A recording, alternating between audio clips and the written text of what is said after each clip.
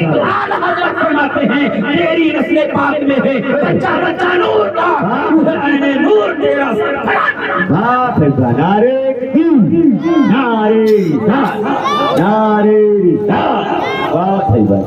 آبے تطہیر سے جس میں پودے جمے اس ریاض نجابت پہ لاکھوں سلام. کلام اعلیٰ حضرت کو اچھے اچھے علماء سمجھ نہیں پاتے, کافی سال لگتا ہے, تو سمجھنے کے لیے کو دیکھنا پڑتا ہے. امید ہے کہ آپ حضرات سمجھ گئے ہوں گے. تو تبرکن تیمن ہم نے کہیں بھی جاتا ہوں تو کلام اعلیٰ حضرت تشریح کرتا ہوں. جس آیت کریمہ کی ہم نے تلاوت کی ہے, اللہ رب العزت ارشاد فرماتا ہے جو لوگ اللہ کے راستے میں مارے جائیں, جو قتل کیے جائیں, انہیں تم مردہ نہ کہو. تم سمجھ نہیں سکتے ہو, تمہیں شعور نہیں, عقل نہیں. قرآن کریم کی دوسری آیت میں رب نے فرمایا کہ جو اللہ کے راستے میں مارے جائیں انہیں مردہ تصور بھی نہ کرو, خیال بھی نہ کرو. سوچ پہ پابندی, خیال پہ پابندی, سوچ بھی نہیں سکتے ہو مردہ. یہ کس کے بارے میں؟ جو اللہ کے راستے میں مارے جاتے ان کے بارے میں, جو اللہ کے راستے میں قتل کیے جاتے ان کے بارے میں. ان لوگوں کے بارے میں آپ مردہ تصور بھی نہیں کر سکتے ہو, سوچ بھی نہیں سکتے ہو. یہ حرام ہے. اگر سوچو گے یہ نص قطعی تو اس کا جو حکم ہوگا علماء بیان کریں گے. سوچ بھی نہیں سکتے ہو. آپ کا میں ذہن یہاں پہ حاضر لینا, آپ توجہ میں طالب ہوں, توجہ کریے. کچھ ایسے لوگ اسی زمین کے اوپر بستے ہیں, کہتے ہیں کہ نبی مر کر مٹی میں مل گئے. نبی مر کر مٹی میں مل گئے. اللہ کس کے بارے میں فرما رہا ہے؟ شہید کے بارے میں. کہ شہید یہ زندہ ہے, ان کو مردہ تصور بھی نہ کرو. قرآن کا مزاج ہے کہ قرآن ادنا چیز کو بیان کرتا ہے.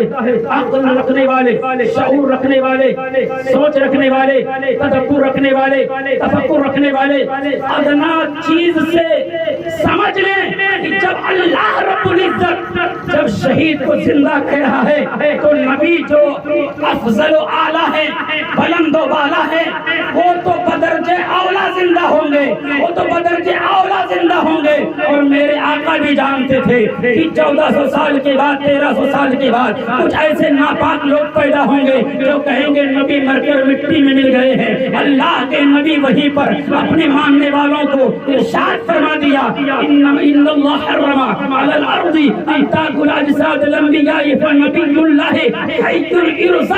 بے شک اللہ رب العزت نے زمین کو حرام قرار دے دیا ہے کہ یہ زمین انبیاء کے جسم کو کھائے. بے شک اللہ کے نبی زندہ ہیں اور انہیں روزی دی جاتی ہے, انہیں روزی دی جاتی ہے. فنبی اللہ, اللہ کے نبی حی یرزق زندہ ہے, انہیں روزی دی جاتی ہے. اس سے پتا چلا کہ اللہ کے نبی زندہ. حضرت آدم اپنی قبر میں زندہ, کہہ دو سبحان اللہ. حضرت شیس اپنی قبر میں زندہ, کہہ دو سبحان اللہ. ادھر توجہ کریں.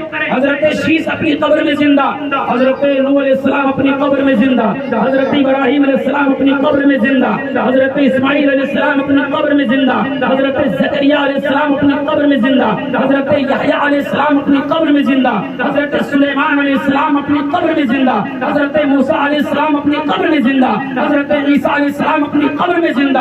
اور ہمارے اور آپ کے آقا صلی اللہ علیہ وسلم اپنی قبر میں زندہ. اور اہل سنت کا عقیدہ ہے کہ زمین میلی نہیں ہوتی, زمن میلا نہیں ہوتا, محمد کے غلاموں کا کفن میلان نہیں ہوتا.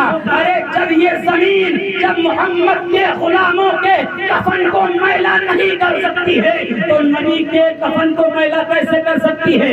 نبی کے جسم کو یہ مٹی کیسے کھا سکتی ہے؟ تبھی تو بریلی کے تاجدار نے ہمیں یہ درس دیا اور یہ پیغام دیا, یہ عقیدہ دیا. جو زندہ ہے واللہ, جو زندہ ہے واللہ, میری چشم عالم سے چھپ جانے والے,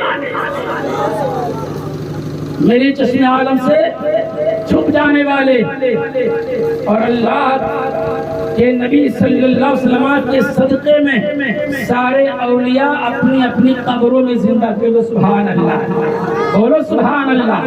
نجف میں مولا علی زندہ, کربلا میں امام حسین زندہ، بغداد میں غوث اعظم زندہ، اجمیر میں خواجہ غریب نواز زندہ، کلیر میں صابر پاک زندہ، دیوا میں وارث پاک زندہ، پچوچا میں مخدوم اشرف جہانگیر زندہ، بہرائچ میں سید سالار مسعود قاضی زندہ۔ عزیزان ملت اسلامیہ، سننا چاہتے ہیں؟ ادھر توجہ کریں بھائی، بس تھوڑی دیر کے لیے سنیں۔